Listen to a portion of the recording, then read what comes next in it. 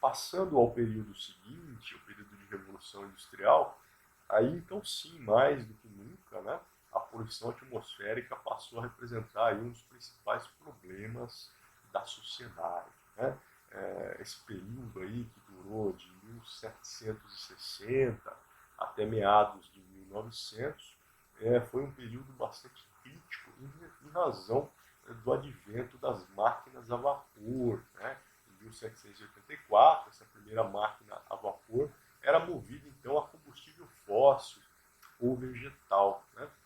Esse advento tecnológico provocou profundas alterações nos processos fabris, né, nos processos industriais, uma revolução inclusive social e econômica, né, é, reduzindo custos associados à produção e dessa maneira proporcionando maior acesso a tecnologias. Então, ela foi muito importante do ponto de vista social e econômico.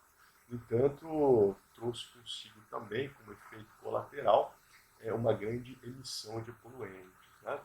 Já alguns anos mais tarde, né, algumas décadas depois, em 1848, as primeiras agências de saúde, né, foram constituídas e se tornaram responsáveis pelo monitoramento, pela avaliação contínua dos níveis de fumaça e de cinzas, né, que inicialmente ocorreu na Inglaterra e depois espalhou-se pelo mundo todo. Em 1853, então, já diante de um cenário bastante comprometido, né, quase 100 anos desde da criação da primeira máquina a vapor, surgiram as primeiras leis de controle de emissão atmosférica, né, tentando ali reduzir ou de alguma maneira controlar, minimizando essas emissões. Né. Então, no século XIX, as principais formas, mecanismos, né, os principais meios tecnológicos tiveram seus primeiros avanços, primeiros e principais avanços, porque veremos que, embora até hoje, né, de forma contínua, indefinidamente continuará tendo avanços, os principais ocorreram justamente no século XIX. Né? Foi no século XIX que as principais tecnologias foram, então, desenvolvidas e, como eu destaquei, vêm naturalmente sendo aprimoradas, mas foi nesse período que nós tivemos ali a principal base, né? O principal desenvolvimento dessas tecnologias dedicadas ao controle da poluição atmosférica, entre os quais nós podemos destacar aí lavadores de gás, né? Os ciclones e os diversos tipos de filtro que nós abordaremos nessa disciplina ao longo do semestre. Bom, no século XX, né, nós tivemos aí o crescimento das grandes cidades, né? Nós tivemos aí a constituição dos principais polos econômicos regionais e também dos principais polos industriais, como já destacamos no início, o município de Cubatão, por exemplo. Né? No entanto, a legislação ela não acompanhou no mesmo ritmo o crescimento da cidade, né, da industrialização e da poluição associada a esse processo. Né? Houveram, inicialmente, poucas iniciativas públicas, né? Poucas ações governamentais, tanto em termos de criação de leis, mas, sobretudo, associada à fiscalização. Né? Atualmente, muito se fala em torno da poluição, em torno da legislação ambiental brasileira, que está entre as mais avançadas do mundo. No entanto, o gargalo está na nossa capacidade de cumprir e fazer cumprir, né? Ou seja, a fiscalização. Não basta ter uma legislação eficiente se nós não formos eficientes na fiscalização que garanta o cumprimento dessas leis. Né?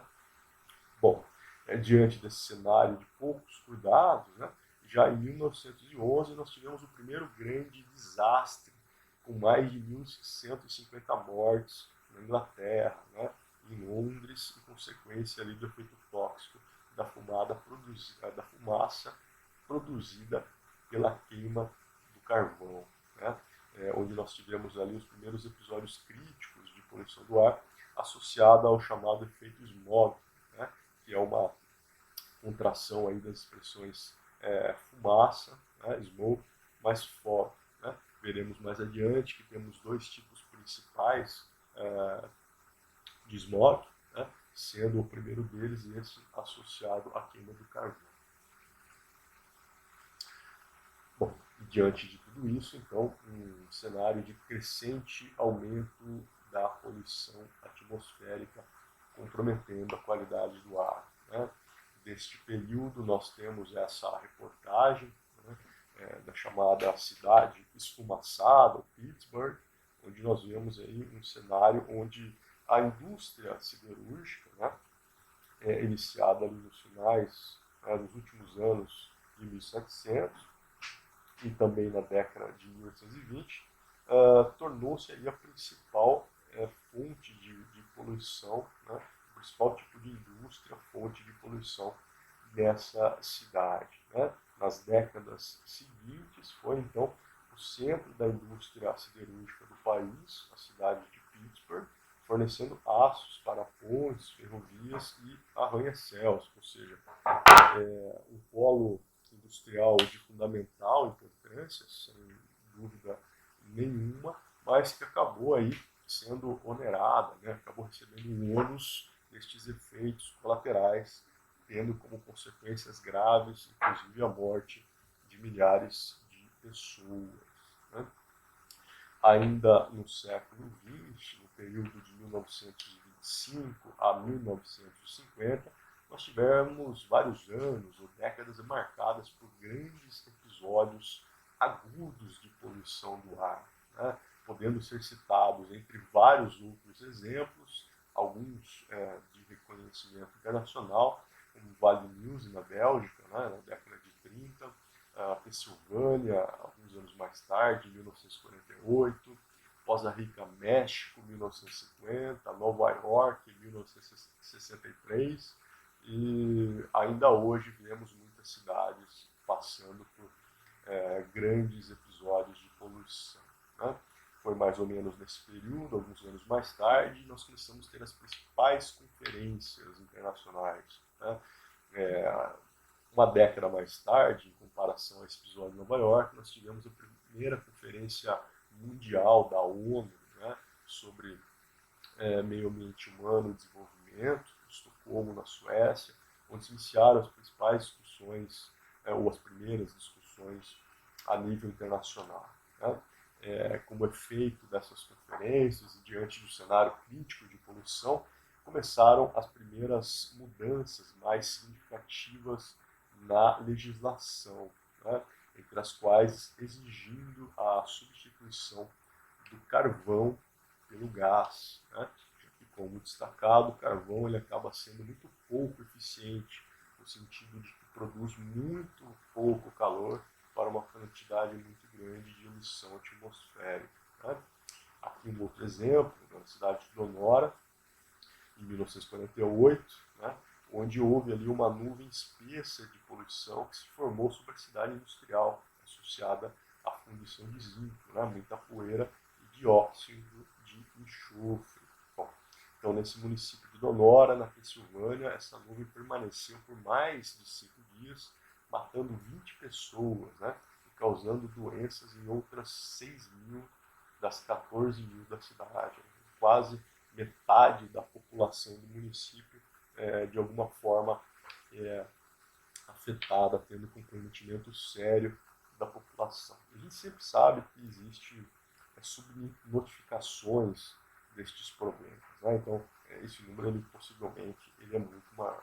Bem, como eu mencionei antes, né, existem alguns tipos de smog, e entre eles o primeiro, o chamado smog sulfuroso. Né?